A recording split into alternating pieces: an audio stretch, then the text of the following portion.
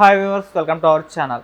జగన్మోహన్ రెడ్డి గారు తనకు ఓటమి తెలిసిపోయింది, ఐపాక్ కూడా దుకాణం సరిదేసింది, వీళ్ళకి పనిచేసిన ఐపాక్ కూడా వెళ్ళిపోతుంది అన్న వార్తలు అయితే బలంగా వినిపిస్తున్నాయి.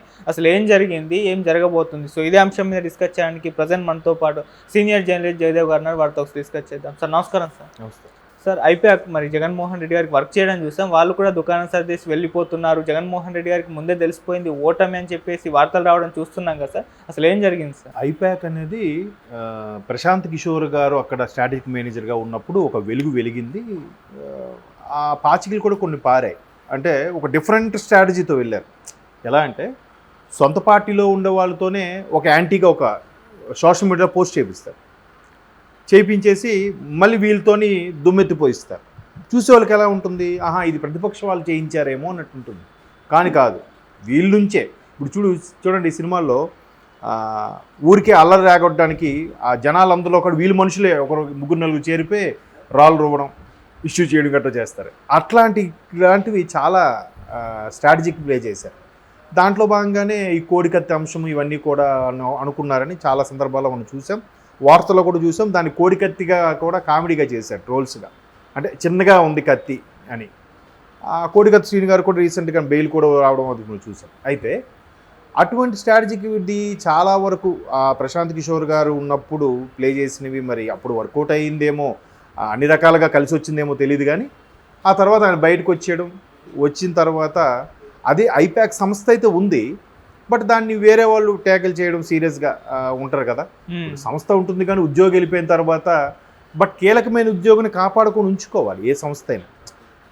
రెండిట్లో గొప్పతనం ఉంటుంది, బట్ అది లైట్ తీసుకున్నారేమో, లేదంటే ఎక్కడ విభేదాలు వచ్చాయో బయటకు వెళ్ళిపోయారు ప్రశాంత్ కిషోర్ గారు. ఆయన మళ్ళీ వేరేగా స్ట్రాటజిక్గా ప్లే చేశారు. తర్వాత సునీల్ కొనుగోలు లాంటి వ్యక్తులు వేరే వాటికి పనిచేయడం గట్రా మనం చూసాం కూడా. అయితే ఇప్పుడు ఐపాక్కి సింగ్ గారు ఎవరో మెయింటైన్ చేస్తున్నారు. వీళ్ళు జగన్మోహన్ రెడ్డి గారికి దీనికి స్ట్రాటజీకి సంబంధించి ప్లే చేశారని, పనిచేశారని కూడా వార్తల్లో చూస్తున్నాం. అయితే ఇక్కడ ఏంటంటే మ్యాక్సిమం సర్వేలు లాంటివి ఇంతకుముందు ఏదైతే స్ట్రాటజిక్ ప్లే లేనిది ఉన్నట్టుగా, ఉన్నది లేనట్టుగా, ఫేవర్గా లేకపోయింది కూడా పాజిటివ్గా వచ్చేలాగా ఎట్లాగా. ఇప్పుడు జనరల్గా టీడీపీకి ఫేవర్గా ఉండే సర్వేలు అనుకుందాం. ఫర్ ఎగ్జాంపుల్ టీడీపీ మీద ఇష్టంతో చేసినవి అనుకుందాం.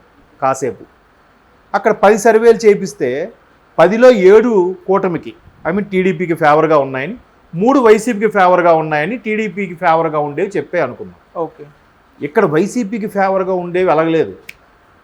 10కి 10 వైసీపీకి ఫేవర్గా ఉన్నాయన్నట్టుగానే చెప్పాయని మన వార్తలో కూడా చూసాం.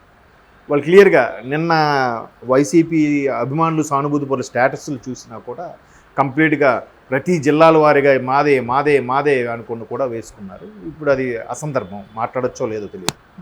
అయితే ఇక్కడ ఈ ఏదైతే ఐపాక్ ఉందో, ప్రశాంత్ కిషోర్ గారు బయటికి వెళ్ళిపోయినా ఇక్కడ వీళ్ళు చేయాల్సిందన్నీ చేసి అంత ఫేవర్గానే ఉంది, మనం సంబరాలు కూడా చేసుకుందాం అంటే ఒక వైబ్ తెలిసిపోద్ది కదండి, ఏ స్థాయిలో రీచ్ అయ్యింది అనేది తెలిసిపోతుంది. ఇప్పుడు చిన్న ఎగ్జాంపుల్ చెప్తాను దీనికి. కాంతారా మూవీ వచ్చింది రీసెంట్గా. అది అసలు థియేటర్స్లో బంబాట్లు వేసేసింది, అంటే బీభత్సంగా ఊపేసింది. బ్లాక్ బాస్టర్, అందరు కూడా మంచి సినిమా, బాగుంది, చాలా బాగుంది, ఎక్కడ బోర్ అనిపించదు. కాకపోతే ఏంటి, నేను ఓటీటీలో చూశాక అనుకున్నాను, అరే భలే పెర్ఫామ్ చేశాడని అనుకున్నాను. కానీ అందరూ చెప్పింది అంటే క్లైమాక్స్ హైలైట్ అని.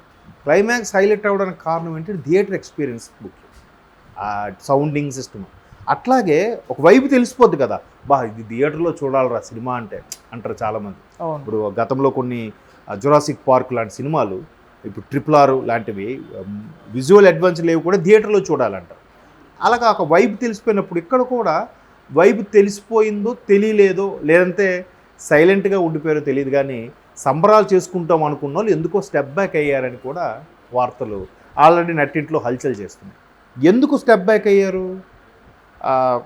ఇప్పుడు మాకు పని చేయాలి, మాకు ఎన్నికల విభాగంగా సోషల్ మీడియాకు సంబంధించి, లేదా మనకి బాగా జనాలకు రీచ్ అవ్వడం గురించి స్క్రోలింగ్లు కానీ, యాడ్స్ కానీ, బ్యానర్లు కానీ, పోస్టర్లు కానీ, లేదంటే డిఫరెంట్గా ఉండే అడ్వర్టైజ్మెంట్స్ కానీ, షార్ట్ ఫిల్మ్స్ కానీ, ఇట్లా రకరకాల ఇవాళ డిజిటల్ మీడియా అని కొత్త పొందలు దొక్కుతుంది కదా పబ్లిసిటీ విషయంలో. సో అట్లా అన్ని రకాలుగా చేసేలాగా వాళ్ళు మాట్లాడుకోవడం అయినప్పుడు ఎంతవరకు రీచ్ అవుతుందో తెలిసిపోతుంది కదా. అన్నమంతా ఉడికింది చూడ ఒక మెతుకు పట్టుకొని చూస్తారు అన్నట్టు కొంత తెలుస్తుంది. సో అట్లా తెలిసిందా, లేదంటే ఒకవైపు కూటమి ప్రపంచం అన్నట్టుగా అన్ని వార్తలు వస్తున్న నేపథ్యంలో వీళ్ళకి ఏమైనా అవగతమైందో తెలియదు. కానీ ఆ పార్టీ ఏదైతే అనుకున్నారో విజయవాడలో ఎస్టాబ్లిష్ చేసుకున్న ఐపాక్ టీం తాలూకా ఆఫీసులో అది ఎందుకో స్తబ్దుగా ఉండిపోయింది, పార్టీ చేసుకోలేదు. పైగా అందరికీ కూడా ఏవేవైతే ఎవరెవరికి అంటే అప్లోడ్ చేయాల్సిన కానీ ల్యాప్టాప్లు, ఫోన్లు, సమాచారం ఏవైతే ఎలక్ట్రానిక్ గ్యాడ్జెట్స్ ఇచ్చి వాళ్ళకి సపోర్ట్ చేశారో అవన్నీ కూడా బ్యాక్ ఇచ్చేయాలి, ఇస్తే కానీ ఈ మంత్ చెల్లించాల్సిన జీతాలు చెల్లించే అవకాశం లేదు అన్నట్టు కూడా మరి హెచ్చరిస్తున్నారో లేదంటే కంపెనీ నామ్స్ ప్రకారం రిక్వెస్ట్ చేసుకుంటున్నారో తెలియదు. కానీ జనరల్గా అంతే కదా. ఇప్పుడు సాఫ్ట్వేర్ ఎంప్లాయ్ ఉన్నాడు, కంపెనీ ల్యాప్టాప్ ప్రొవైడ్ చేస్తుంది.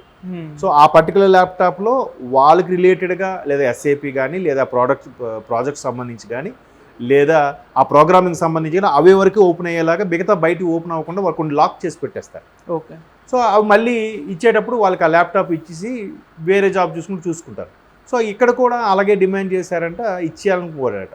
మరోవైపు జగన్మోహన్ రెడ్డి గారు కూడా విదేశాలకు వెళ్ళిపోతున్నారు అన్న వార్తలు కూడా వస్తున్న నేపథ్యంలో చూచాయిగా వీళ్ళకి ఎందుకు మరి నిరాశలోకి వెళ్ళిపోయారా, లేదంటే ఎక్కువగా సీట్లు గెలుచుకోలేరని అనుకుంటున్నారా తెలియదు. కానీ అటువంటి వార్తలు అయితే ఎక్కువగా వినిపిస్తున్నాయి. అందుకే ఐపాక్ టీము భారీగా ప్లాన్ చేసిన పార్టీని కూడా ఎందుకు ఇప్పటికే ఎంత ఖర్చు అయింది, మళ్ళీ దానికి ఇంకెంత ఖర్చు అన్నట్టుగా కూడా ఆగిపోయారని, ఆ తర్వాత ఇంకా కొన్ని కోట్లలో వాళ్ళకి చెల్లించాల్సింది ఉంది, అవన్నీ గ్యాడ్జెట్స్ అన్ని రిటర్న్ ఇస్తే కానీ ఆ రిమైనింగ్ అమౌంట్ పే చేయరన్నట్టు కూడా అంటున్నారు. బట్ ఆ రిమైనింగ్ అమౌంట్ పే చేయడానికి ఆల్రెడీ ఆయన ఐపాక్ సంబంధించిన సింగ్ గారు ఎవరు ఉన్నారో అతను ఆల్రెడీ లాబింగ్ చేస్తున్నారంట రిమైనింగ్ పే చేయడానికని.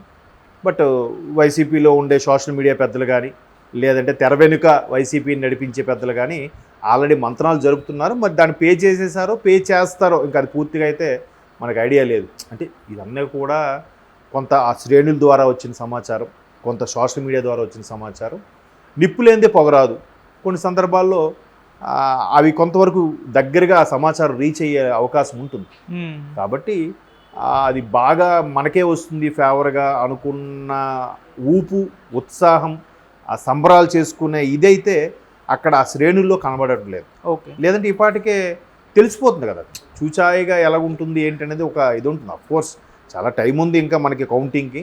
ఈలోగా ఎంతవరకు రీచ్ అవ్వగలుగుతాం ఏంటి, ఇంకా మరి వేరే ఆప్షన్స్ లేవు. ఆల్రెడీ ముందే పోస్టల్ బ్యాలెట్ కూడా అయిపోయింది. పోస్టల్ బ్యాలెట్లో కూడా ఈసారి ఎప్పుడూ లేనిది నాకు తెలిసి 4.5 లక్షల మంది ఉద్యోగులు పోస్టల్ బ్యాలెట్ వినియోగించుకున్నారు. ఎప్పుడు ఏం వెళ్దాంలే ఏం చూద్దాంలే అనుకునే వాళ్ళు ఆ స్థాయిలో వినియోగించుకోవడం అనేది కూడా వారు వన్ సైడ్ అయ్యే అవకాశాలు ఎక్కువగా ఉన్నాయని చాలామంది విశ్లేషకుల అభిప్రాయం. ఓకే. నా అభిప్రాయం కూడా అంతవరకే ఉంది. ఓకే. చూద్దాం మరి దైవాదేనం కౌంటింగ్ రోజు తెలుస్తుంది. అవును sir. Thank you so much sir.